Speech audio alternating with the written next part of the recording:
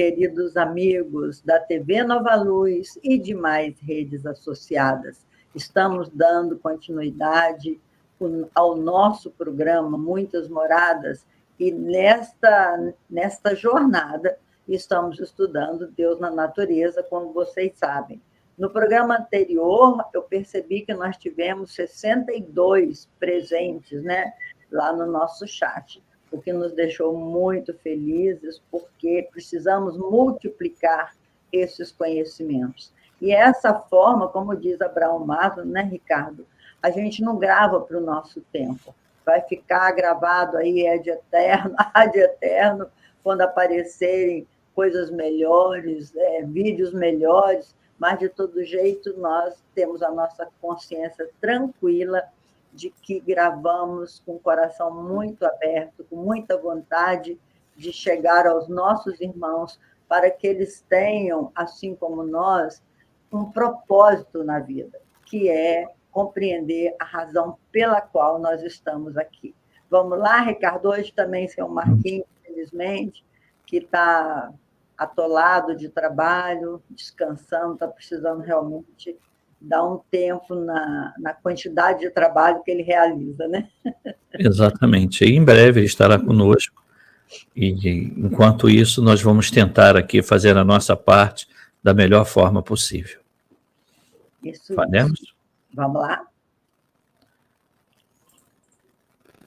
Nós estamos no tomo 4, Destino dos Seres e das Coisas, no capítulo 1, que é Flammarion, por favor, Flammarion, intitulou Plano da Natureza e Construção dos Seres Vivos. Então, botamos um resuminho ali em cima, Construções dos Seres Vivos, do livro Deus na Natureza, de Camille Flammarion.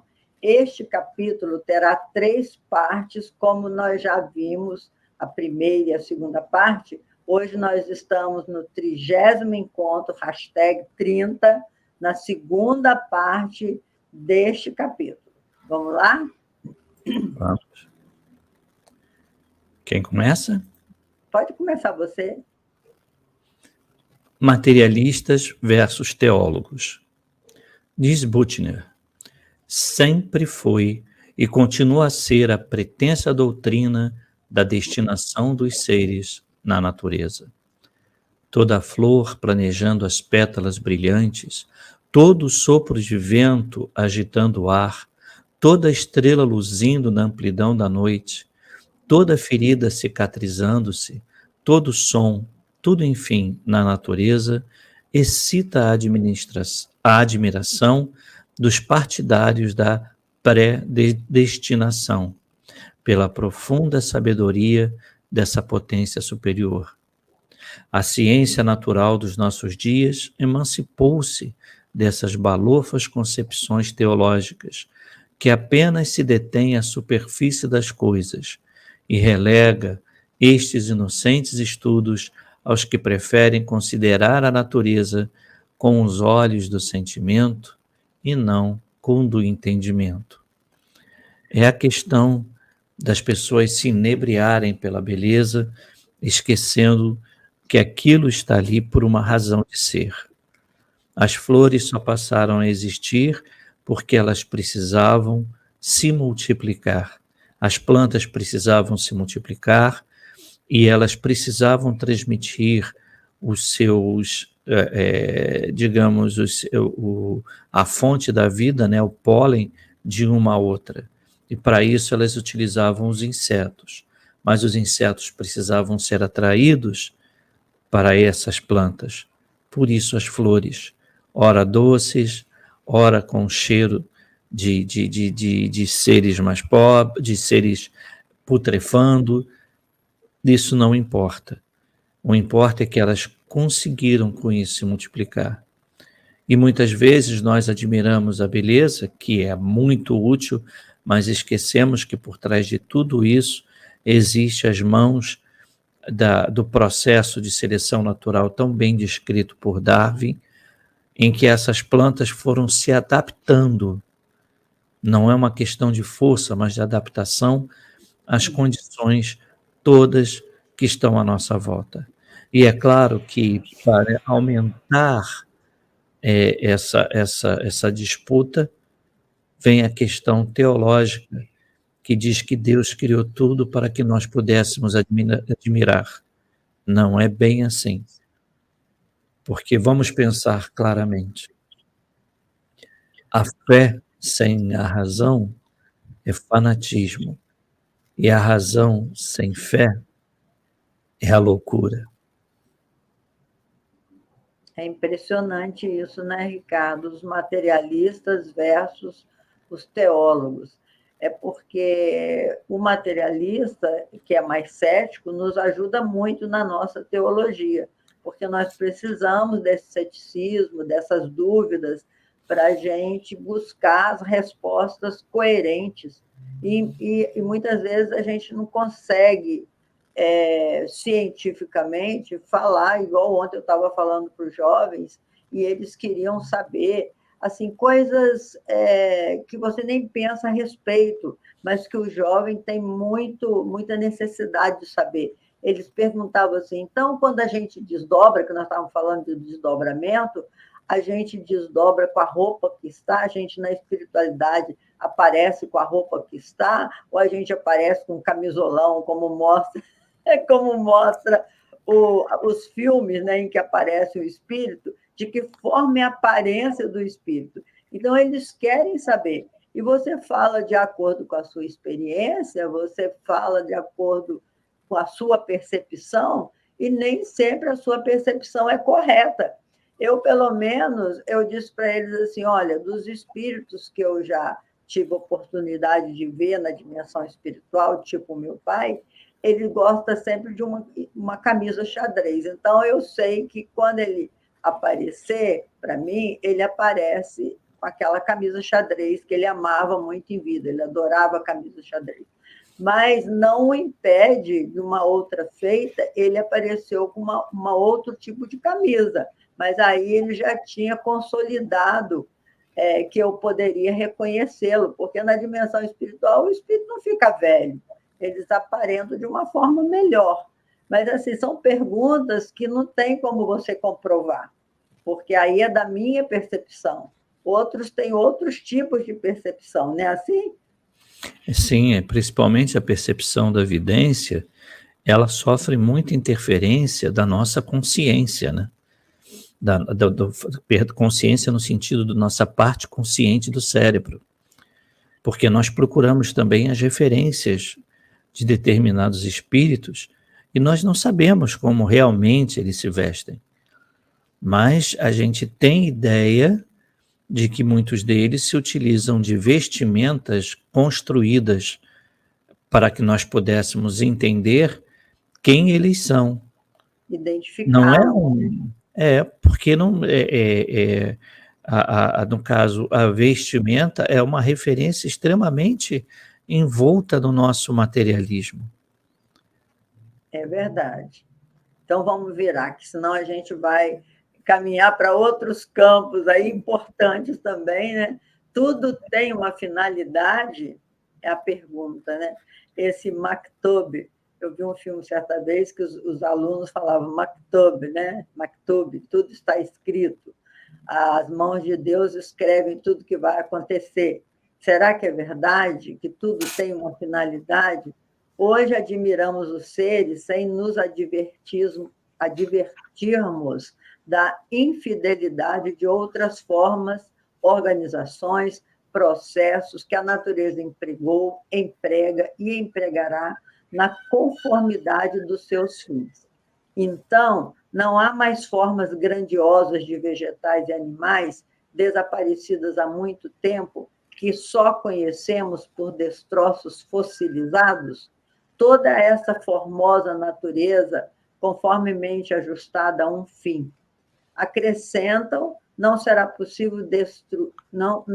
possivelmente destruída por um cataclisma planetário, e não se fará preciso ainda uma eternidade para que essas e outras formas desbrochem do limo, ainda mesmo que ela fosse destruída. Isso nada provaria contra a nossa tese. Não interrompamos, porém, os locutores e continuemos a ouvir-lhes as objeções. Isso daí eu também não saberia responder, porque se tudo tem uma finalidade, segundo Camille Flammarion, tudo tem a sua finalidade, a sua importância.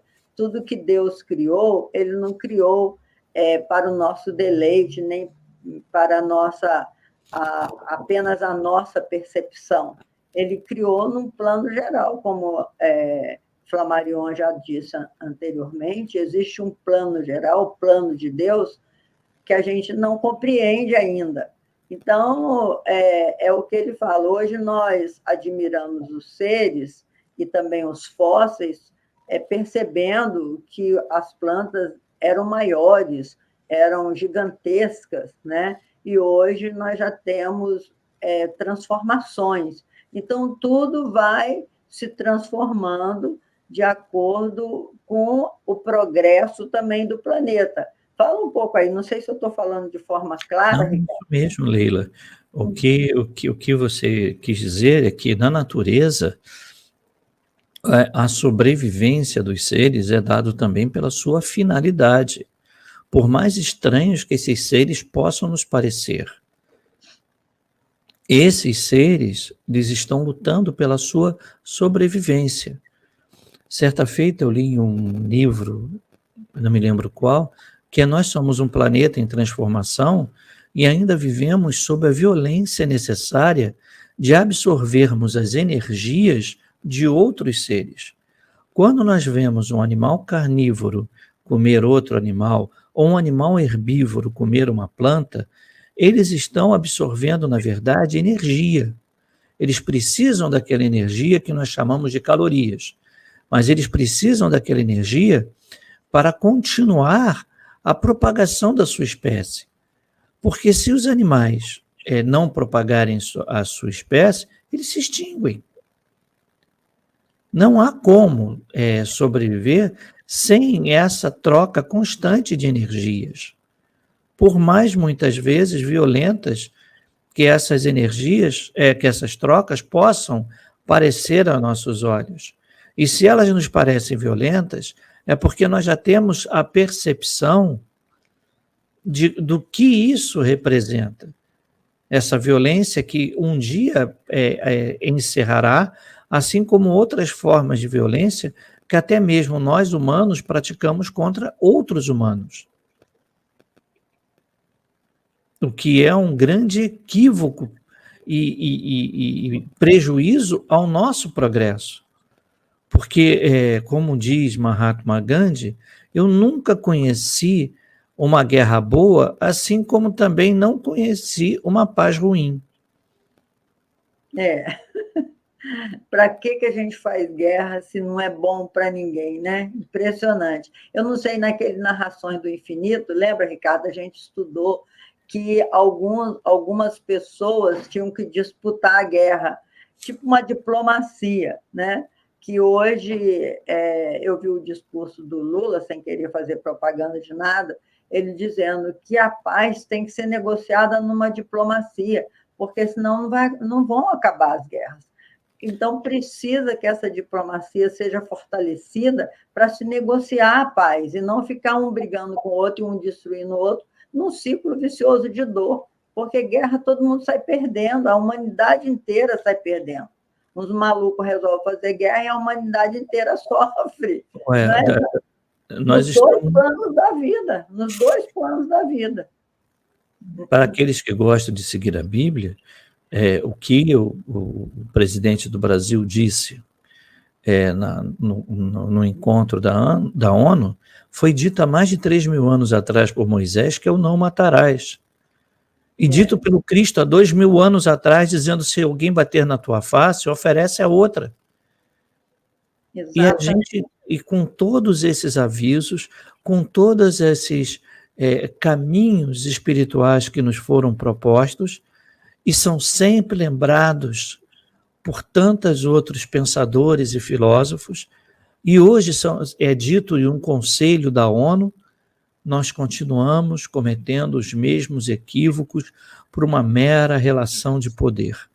Tudo isso que está acontecendo é simplesmente porque alguém diz: eu posso, eu tenho o poder. E os outros espíritos, como está em Narrações de Infinito, se submetem, acreditando naquilo que ele propôs, seja por filosofia, seja por necessidade ou por ambos. E essa foto aí, Ricardo, que a gente botou uma mão com aqueles marionetes, né, como se Deus nos fizesse marionete deles, isso também não é verdade. Nós fomos criados livres, simples, ignorantes, no entanto, com o potencial do amor e da sabedoria para gerenciarmos o nosso próprio destino. É claro que existe um certo determinismo.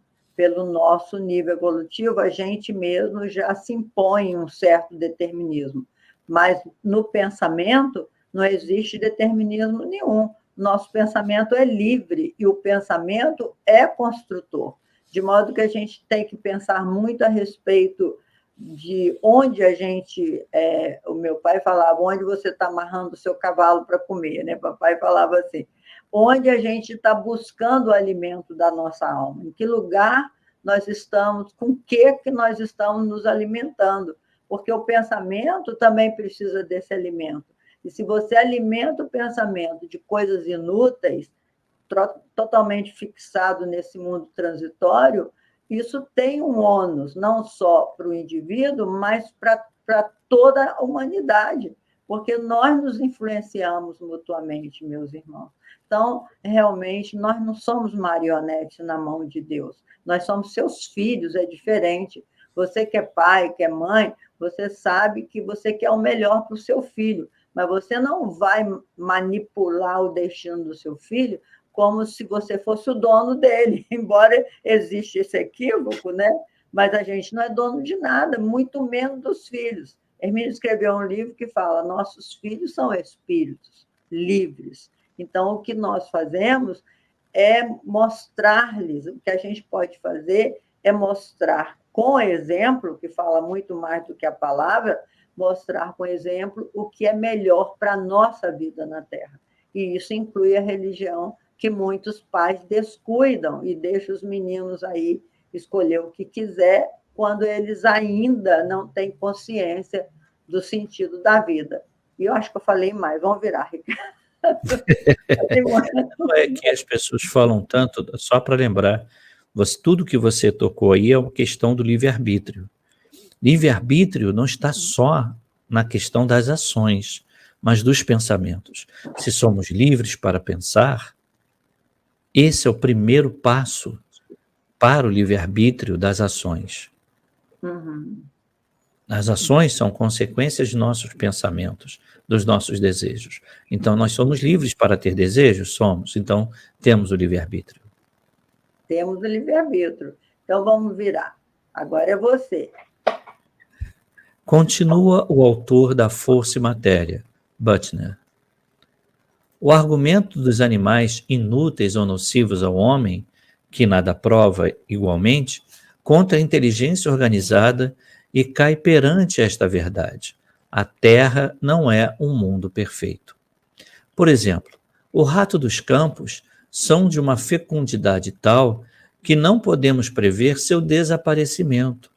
Os gafanhotos, os pombos errantes, formam bandos compactos de obscurecer o sol e levam à devastação, à fome e à morte por onde passam.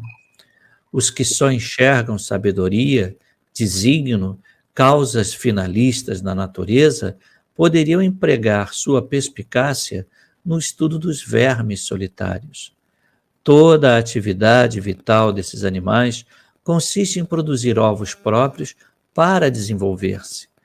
E uma tal atividade só pode ser exercida mediante sofrimento de outros animais.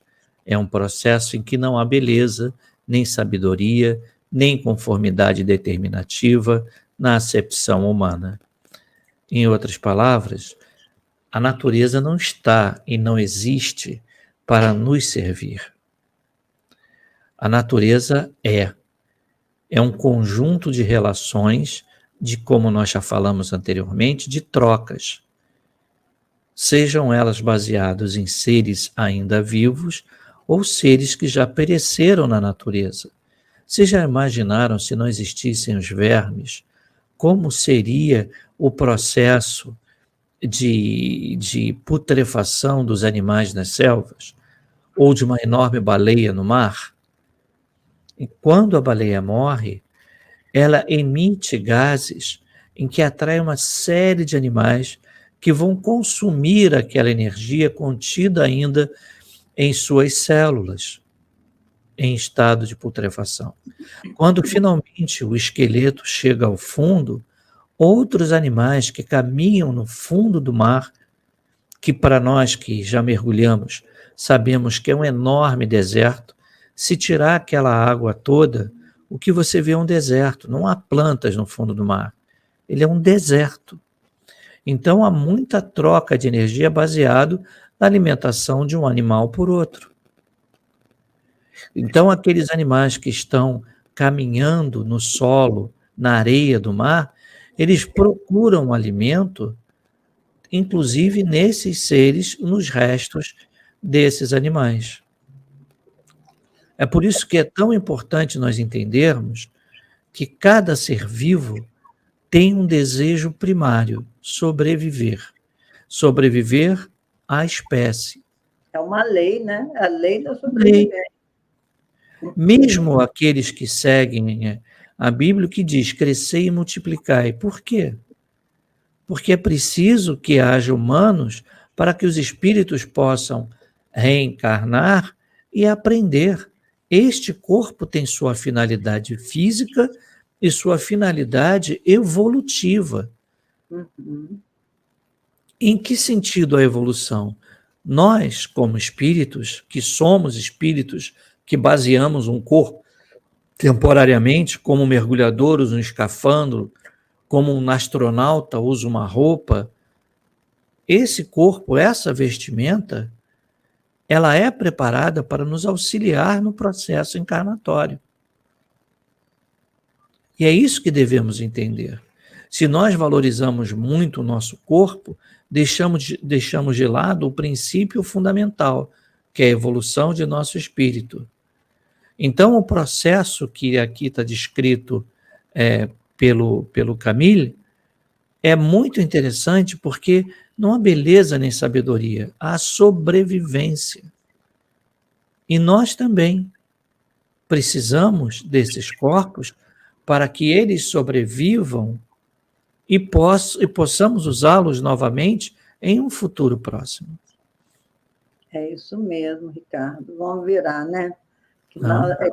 Cada página dessa dá tanta reflexão que eu convido vocês que nos ouvem, mande notícia para nós do que vocês estão achando disso, leiam o livro, porque isso nós estamos facilitando para vocês a leitura do livro, mas não deixem de lê-lo, porque é muito importante você desenvolver o seu senso crítico. Aqui nós estamos desenvolvendo em 3 cabeças, o que é maravilhoso.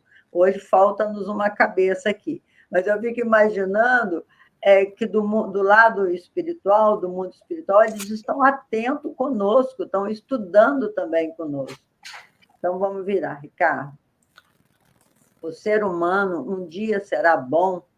Para que as enfermidades, os males físicos em geral? Qual a razão desse horror de crueldade, de atrocidades que a natureza inflige a cada dia, a cada hora, às suas criaturas? O ser que deu ao gato e à aranha a crueldade e dotou o homem, essa obra-prima da criação, de uma índole que o faz tantas vezes cruel, poderá um dia ser um ente bondoso e benévolo, conforme a ideia teológica? Mas em que o fato da aranha devorar moscas e os gatos comerem ratos, tanto quanto de serem os homens criaturas inferiores, avassalando-se aos instintos materiais, prova a maldade ou a inexistência de Deus? Como demonstração científica, confessamo-lo, é superficialíssima. Então, Camille Flammarion, ele questiona isso, porque o que a gente vê nessa lei da sobrevivência é uma lei bastante, para nós, questionadora, porque realmente é muita violência que consegue na natureza, né? É um devorando o outro. E psiquicamente também, isso ocorre, um querendo escravizar o outro, aquele anticristo, Nietzsche, né, que é considerado anticristo, ele falava que o homem é 95% escravo, escravo dos seus vícios, escravo das suas paixões, e tenta escravizar o outro por conta da sua própria escravidão. Da sua própria escravidão. Então, nós estamos colocando tudo isso para a gente aprender a questionar como faz Camille Flammarion aí. Ele fala, então, para que servem essas enfermidades, os males físicos em geral? Por que a natureza é assim tão violenta? O que a gente colhe disso? E o Ricardo já explicou muito bem aí. É a lei da natureza que não foi feita consultando os nossos desejos, não. Fala um pouco aí, Ricardo. É interessante que é uma história muito parecida com isso. Foi como uma vez quando eu estava na PUC, aí perguntaram para um professor de engenharia, que estava assistindo uma aula, por que aquele prédio tinha tantos pilotis? Aí o professor disse assim, tire um e você irá descobrir. A mesma coisa acontece com os animais. Durante a Idade Média, havia uma aversão enorme contra os gatos, porque diziam que os gatos eram seres demoníacos. Então foi uma matança de gatos inimaginável. O que aconteceu? A grande peste negra, oriunda da peste bubônica, promovida por ratos, que se proliferaram indiscriminadamente. Você quebrou o ciclo da natureza em que os gatos se alimentavam dos ratos. Então, os ratos passaram a ser o agente transmissor da peste negra, também conhecida como peste bubônica. Isso porque o medo do homem fez com que ele promovesse uma, entre aspas, chacina contra os gatos. Mais tarde, né, descobrimos que essa quebra da estrutura natural é que nos prejudicou. Então, o fato do gato se alimentar do rato é um exemplo de que a natureza promove o seu equilíbrio. Senão, nós teremos espécies que se proliferam indiscriminadamente. Quando nós assistimos às cenas dos golfinhos atacando aquele cardume de peixes, se os golfinhos não fizerem aquilo, o que acontecerá é uma menor oxigenação da água naquela região, uma proliferação de peixes enorme e um descontrole natural, que poderá levar a um desequilíbrio natural, o que nós estamos presenciando hoje, onde há lugares que nunca tiveram seca, estão secando, e lugares que eram secos estão se encharcando.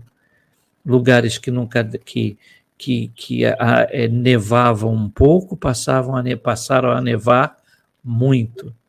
E lugares que eram de uma temperatura suportável se tornaram lugares de temperatura quase que insuportável. Esses desequilíbrios são provocados pelos nossos desejos materiais e um falso entendimento de que o mundo é. O mundo é o que é. E um dia será bom? Claro que sim. Mas quando? Quando nós estivermos aptos a respeitar a natureza como ela é. E quando nós nos tornarmos bom também. O questionamento é esse. O ser humano um dia será bom? Sim, claro. Nós estamos caminhando para isso. Porque a bondade é com todos, nós temos que ser generosos com todos. Quando Kardec perguntou aos espíritos sobre a caridade, falou como que Jesus entende a caridade? Aí ele fala o famoso BIP, né? A benevolência para com todos, a indulgência com o erro alheio e o perdão das ofensas. Então, Jesus fala que a caridade, e os espíritos enfatizam isso, é o caminho mais curto para nós nos tornarmos melhores. E isso inclui os animais e a natureza. Nós somos muito cruéis, nós seres humanos, que já podemos planejar o nosso amanhã, que temos o pensamento contínuo, a gente ainda está muito próximo dessa sobrevivência.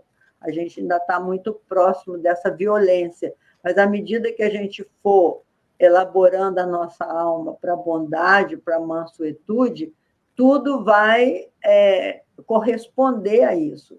A gente fala assim, mantendo os devidos valores, as devidas proporções, quando você tem uma plantinha em casa e cuida dela, como que ela te agradece em forma de beleza, como ela te agradece em forma de perfume, como o Ricardo falou que tem uma árvore lá na casa dele, eu esqueci o nome, Ricardo, como é que é? Caizuca.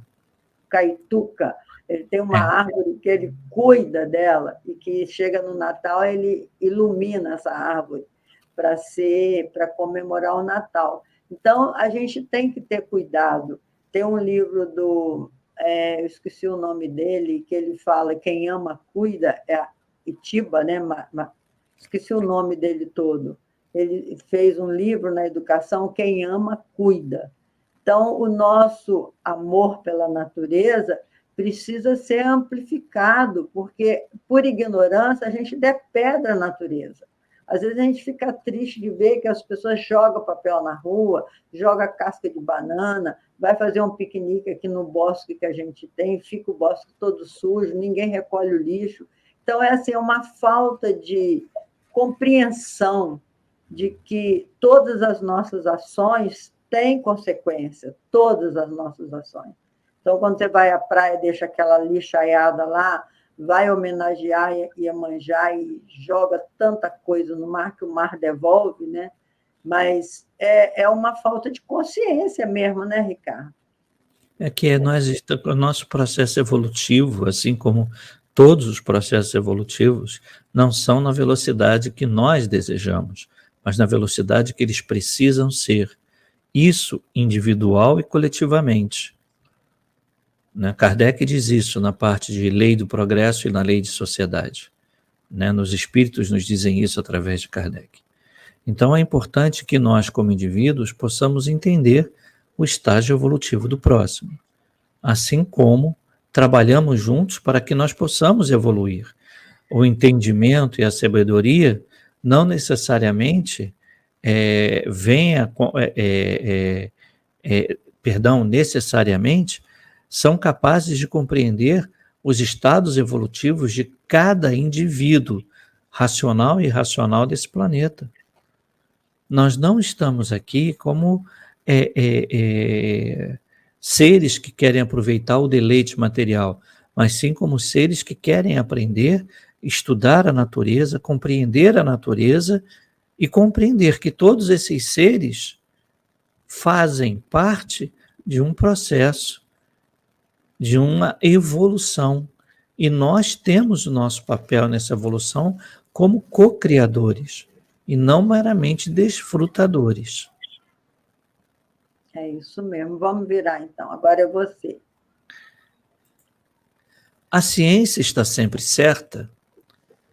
A ciência nos mostra em cada ordem animal um grande número de formas, de órgãos, etc., que lhes são inúteis, não conformes com o seu fim, e antes parecendo não passarem de uma forma primitiva da sua constituição, de rudimentos de uma disposição ou de uma parte do corpo que atingiu em outra espécie um desenvolvimento capaz de facultar ao indivíduo uma certa e determinada utilidade.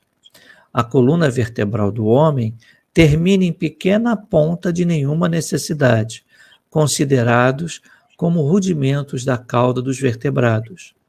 Abelhas e milhares de zangões estão só destinados ao extermínio. Animais que há animais aqui jamais nadam e, no entanto, têm patas providas de membranas natatórias. É novamente a percepção do desconhecimento. Esse livro foi escrito no século XIX. Hoje nós temos um entendimento melhor sobre a necessidade de órgãos, estruturas esqueléticas, etc. Porque tudo tem sua finalidade, mesmo aquilo que não parece ter. A ciência não está certa, ela busca a verdade.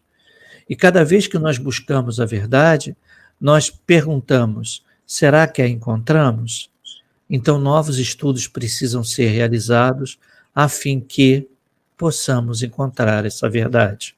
E cada vez que repetimos o mesmo estudo, por percepções diferentes, por estarmos em estados evolutivos diferentes, nós encontramos verdades muitas vezes ocultas. Essa parte do corpo que eles falam que era a extensão de nosso rabo, podemos dizer assim, ela também promove o equilíbrio. Experimente fazer uma operação no abdômen e você verá o quanto o abdômen é importante para você levantar, não só uma questão estética. O abdômen serve para a gente levantar. É a musculatura abdominal que nos auxilia a levantar. Então, toda pessoa que opera o abdômen sabe como é complicado levantar durante um grande período de tempo em que essa operação ocorreu. Toda a nossa musculatura tem sua finalidade, assim como toda a célula cerebral, todos os nossos órgãos, tudo em nós tem uma finalidade. E abelhas e zangões não são destinados ao extermínio, pelo contrário. Eles têm uma vida e colaboram com a natureza, propiciando o mel, que por muitos séculos foi a única fonte de açúcar que nós humanos tínhamos. É isso mesmo. Vamos virar, Ricardo. Por que a formação de um organismo inviável? Por que se forma um organismo inviável, né? O desígnio de um Criador onipotente e onisciente deveria, antes de tudo, ser possível de interpretação racional. Se assim fosse, não daria certo órgãos inúteis aos animais.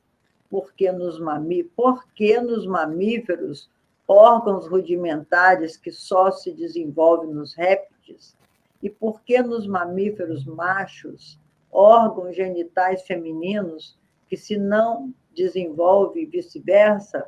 Buckner continua. Vimos no gabinete de um veterinário uma cabra recém-nascida sem cabeça. Haverá nada de mais absurdo e mais contrário ao fim do que enseja a formação de um organismo inviável, permitindo-lhe acesso ao mundo. Um corpo estranho na glote é suscetível de expelir-se com a tosse provocada, mas um corpo estranho no esôfago pode determinar a asfixia. Então, o que ele está falando é que o nosso organismo não é tão perfeito assim, porque a gente engasga, porque nasce um bicho, eu botei aí um frango sem cabeça, só mexendo as pernas, para que ele questiona, Buckner, né? Questiona o porquê que a natureza assim também falha. É porque, eu imagino, meus irmãos, que a gente não está utilizando direito essa natureza. Quando um órgão, quando um animal, por exemplo, nasce assim, sem cabeça, é porque houve uma falha ali naquela gestação, uma falha orgânica, né, digamos assim, e não uma falha na organização divina, no planejamento geral.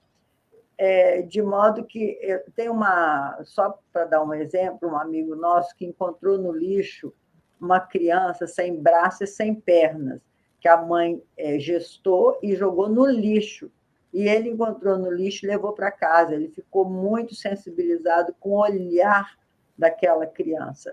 E ele criou aquela criança, mesmo sem perna e sem braço, ele criou por muito tempo e ele se alimentava do olhar, das trocas de olhar, porque a criança não conseguia nem articular palavras, ela falava com o olhar.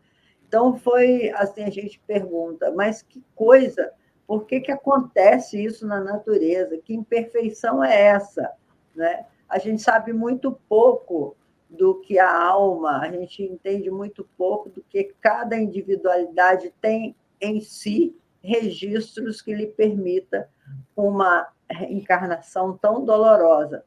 O meu sobrinho mesmo teve uma filha, a primeira filha dele, teve um filho, depois a primeira filha nasceu com problema digestivo que não aceitava alimento nenhum. E pela falta de alimento, pela falta de se alimentar convenientemente, ela ficou totalmente paraplégica, também não articulava palavras, só gritava, e os médicos achavam que ela não ia durar muito. No entanto, com tanto amor dele e da sua esposa, a Gabriela chegou a completar 18 anos. Chegou num ponto que para tomar um banho tinha que ter um mini guindastre para segurar ela e botar no banho, de tão pesada que ela se tornou, porque vai se alimentando, engordando, etc. e tal. E foi de um sofrimento enorme. E a gente se pergunta por que isso? Qual é a vantagem disso, né, para o ser humano? E seria uma falha da natureza, uma falha daqueles dois organismos saudáveis que geraram um espírito com tanta dificuldade assim? Fala um pouco disso, Ricardo. O Livro dos Espíritos responde muito bem essa questão, dizendo que é um processo para avançar o processo evolutivo daquele espírito e também dos seus pais. Auxilia o processo evolutivo, o entendimento, o carinho, a atenção, a preocupação. Nós não sabemos quem são aqueles espíritos. E como nós somos espíritos que habitam corpos, é óbvio que o corpo vai refletir o estado do espírito, as condições daquele espírito. E os espíritos que estão à sua volta se refletem o amor divino a partir de suas ações. O abandono não auxiliaria o processo evolutivo desse espírito nem dos pais. Então, quando nós julgamos apenas pelo lado material esses eventos, demonstra quanto ainda somos reduzidos em nossos pensamentos. Como os nossos pensamentos são imediatistas e essa pseudociência, podemos dizer assim, está longe da verdade. Se o objetivo da ciência é encontrar a verdade, ela tem que se abstrair de qualquer preconceito para poder encontrar essas verdades. Inclusive os preconceitos religiosos, os preconceitos de gênero, de raça, de país, de sexualidade, tudo isso tem que ser deixado de lado para que possamos entender e nos entendermos. Isso. Vamos virar, Ricardo. Estou vendo a hora que vai correndo e a gente não pode se alongar muito. A inteligência suprema, sou eu, né? É, você.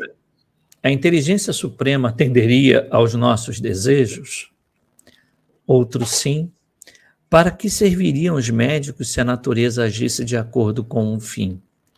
Sob esses argumentos exagerados, há uma verdade constante, que é, certo, uma das maiores dificuldades que se podem nos opor. Por nós, confessamos que sempre nos deparamos com um aleijão, nos sentimos molestados em nossas convicções. O gabinete de autonomia de Estrasburgo, tão rico de monstros acéfalos e de espécimes teratológicos, não nos desperta, nesse particular, nenhuma atração. Diante de um fato dessa ordem, poder-se admitir um criador inteligente governando uma matéria a seu nútil desejo? Seria então possível que essa inteligência se deixasse vencer pela vontade arbitrária do homem? Se a inteligência suprema se submetesse à nossa vontade, nós seríamos um planeta muito confuso, muito cheio de vaidades, de orgulhos, de desejos, e perceberíamos que, se a terra fosse toda recoberta de ouro, quanto valeria um grão de terra? Essa é a questão. Nós ainda não entendemos, devido ao nosso estágio primitivo, tudo aquilo que Deus oferece a nós humanos. Tudo aquilo que está em nossas relações mais íntimas, mais próximas e mais gerais. Nós ainda não entendemos essas relações. É muito difícil para nós entendermos. Assim como, na questão apresentada, como lidar com a crueldade humana. A crueldade humana só existe por 2 motivos: orgulho e egoísmo. E, é claro, a sua filha vaidade. É por orgulho e por egoísmo que as guerras ocorrem. Só por isso. E nós ainda não entendemos esses 3 vícios, como diziam os antigos gregos, e seus plenos funcionamentos. Entendemos o que é o orgulho? Uma parte. Entendemos o que é o egoísmo? Um outro tanto.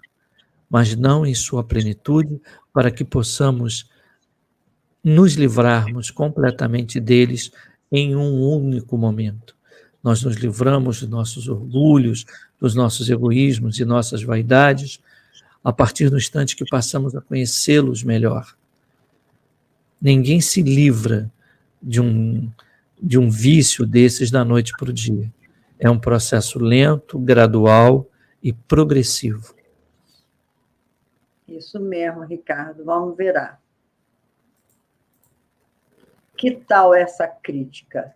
Eis aqui uma criança que acaba de nascer. Se lhe cortar a cabeça, essa cabeça não tornará a nascer. Estúpida natureza, que se deixa assim anular pelo arbitrário capricho humano.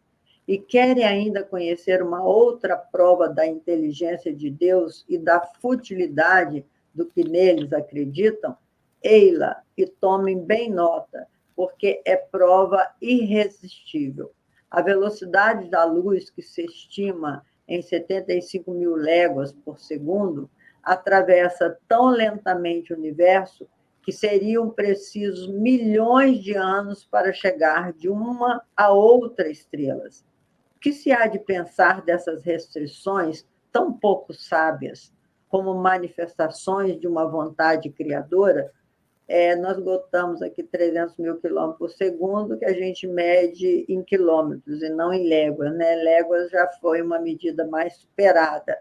Então, que tal essa crítica? O que a gente acha dessa crítica, achando os materialistas mostrando que a natureza é estúpida e que a natureza é falha, está cheia de erro, que se a gente tem que viajar pelo universo afora, a velocidade da luz é muito pequena para a gente abarcar tudo, mas é entendível, né? A gente entende que realmente é preciso expandir a consciência para entender que existem outros tipos de energia que a gente não conhece, né, Ricardo?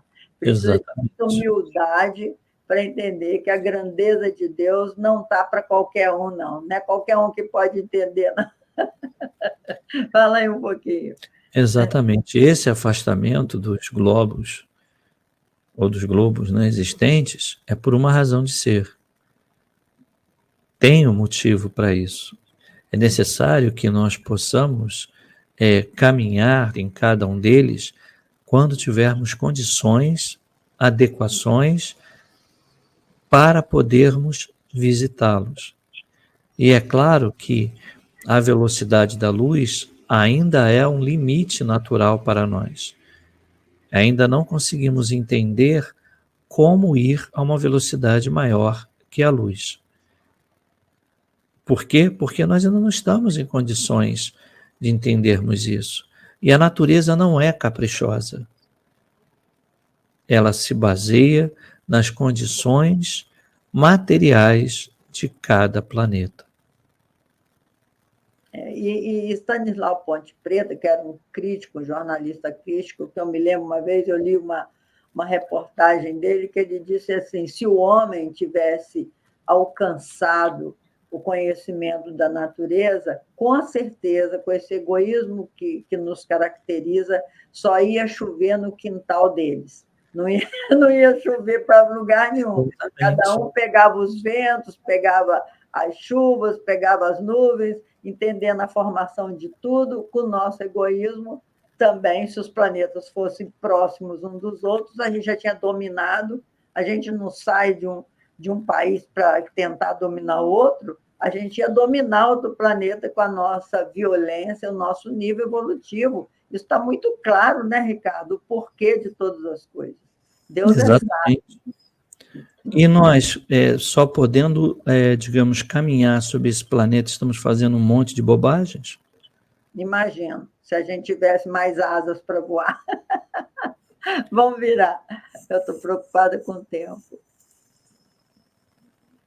O homem não deve ser ponto de referência. Talvez argumente o ingênuo leitor que a maior ou menor velocidade da luz nada tem a ver com a inexistência de uma vontade criadora. E como o Sr. Butler não lhe apraz que a luz apenas percorra 4.620.000 léguas por minuto, é claro que ela deveria correr mais. Arrastando-se assim penosamente no espaço, é porque não existe Criador.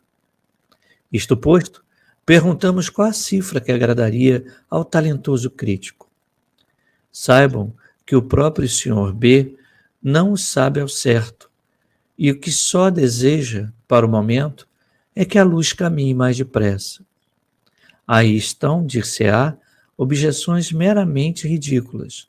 Entretanto, as mais sérias dificuldades desaparecem por si mesmas, quando o homem deixa de apresentar-se como ponto de referência. Em outras palavras, ser co-criador não é ser criador. Nós estamos aqui para aprender o que nos cerca e não criticar esse aprendizado com perguntas que não fazem o menor sentido. Se a luz tivesse que ir mais rápida, a relação tempo-espaço seria outra. Porque o que é o tempo? Uma distorção do espaço. E ele funciona para cada planeta de forma diferente. Então, vamos respeitar as relações matemáticas tão sabiamente criadas e tão pouco entendidas. É isso mesmo, Ricardo. Vamos virar. É você agora. Não fui eu, acabei de falar. Ah, é? Apenas uma referência aos olhos. Aí, Camille Flammarion, ele vai argumentando com a perfeição dos órgãos que existem em nós mesmos e que a gente, por ignorância, não consegue entender essa grandeza, né?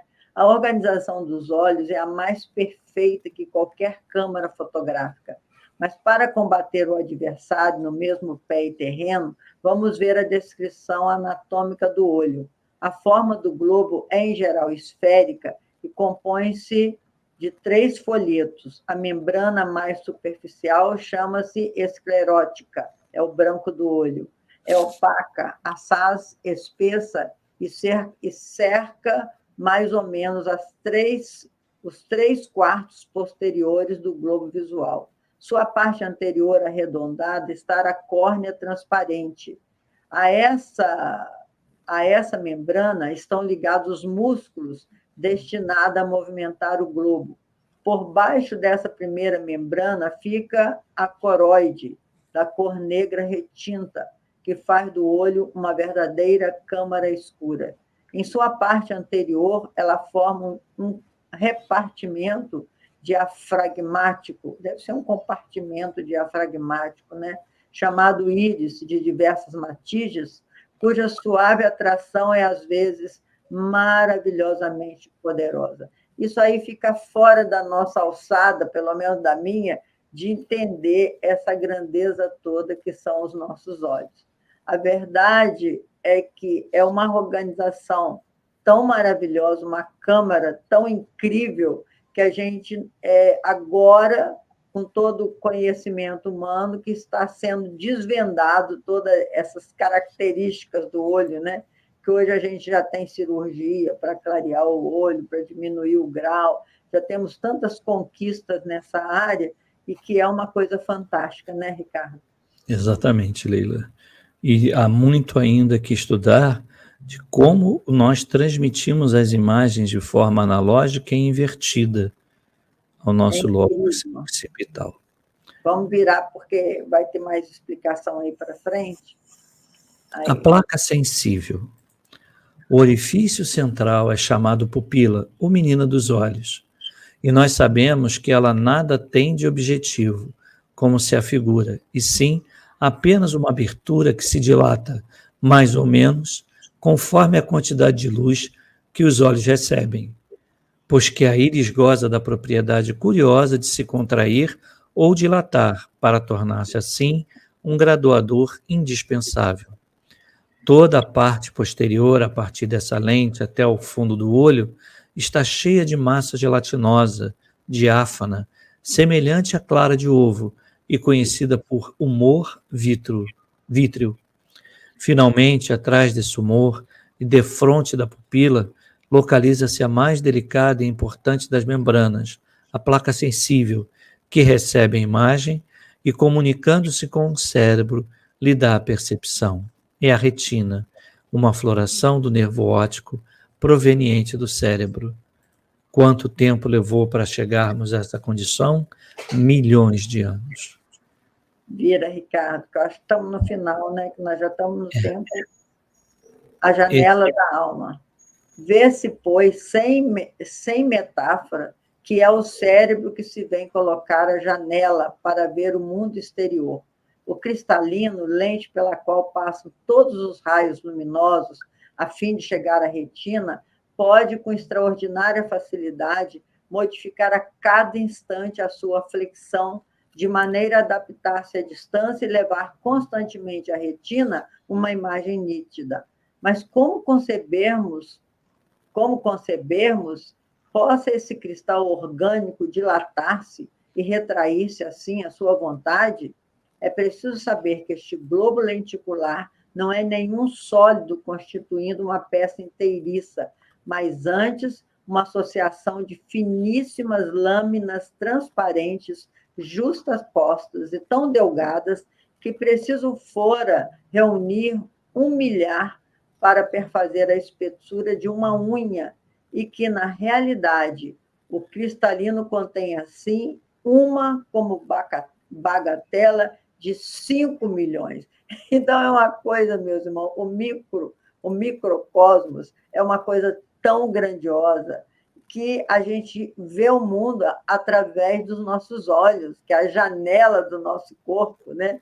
Isso é tão brilhante, tão maravilhoso. E mais tarde, na próxima semana, eu sei que nós vamos ver os ouvidos também.